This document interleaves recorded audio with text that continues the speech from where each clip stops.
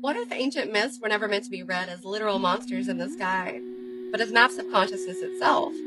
Across time, humanity told stories about unseen forces, the Demiurge, Archons, Jinn, fallen beings, watchers, spirits, and gods. But beneath all the different names and cultures, many were pointing toward the same core realization, that human consciousness can become trapped in illusion, fear, ego, desire, unconscious patterning, and so on. And when that happens, entire civilizations begin to reflect those patterns outwardly. In Gnosticism, the Demiurge was described as a false creator, not necessarily evil in the cartoon sense, but he was blind, a consciousness identified only with matter, power, and separation. The Archons were forces that kept humanity asleep, forces of distraction, fear, control, false perception. And when you really study these texts deeply, you begin realizing these stories may not have only been about literal beings. They were also symbolic descriptions of psychological and collective states of consciousness.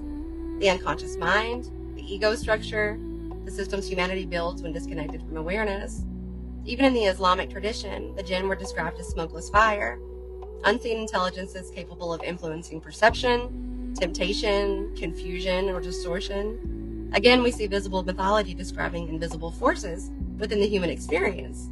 And then we have the Elohim in ancient Hebrew texts.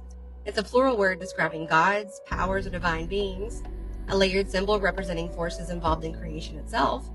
Across all of these traditions, humanity was wrestling with the same question.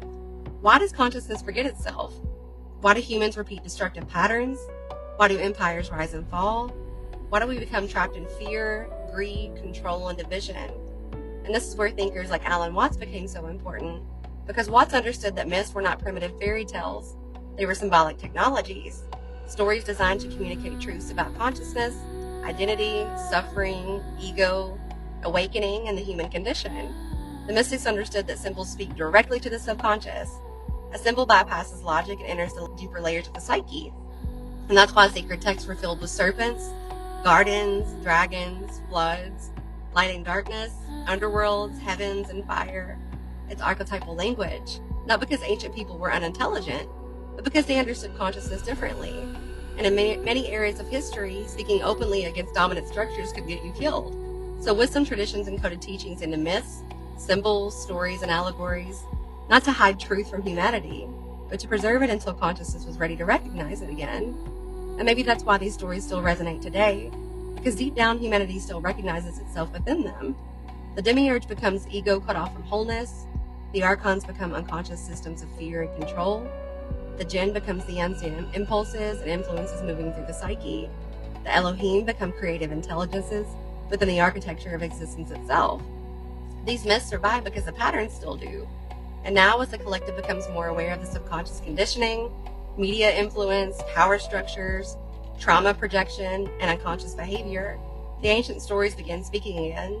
Not because monsters are returning from the shadows, but because humanity is beginning to see the shadow within itself. And when consciousness becomes aware of the pattern, it no longer has to unconsciously become it. Sending you love and gratitude always. May soul speak with you.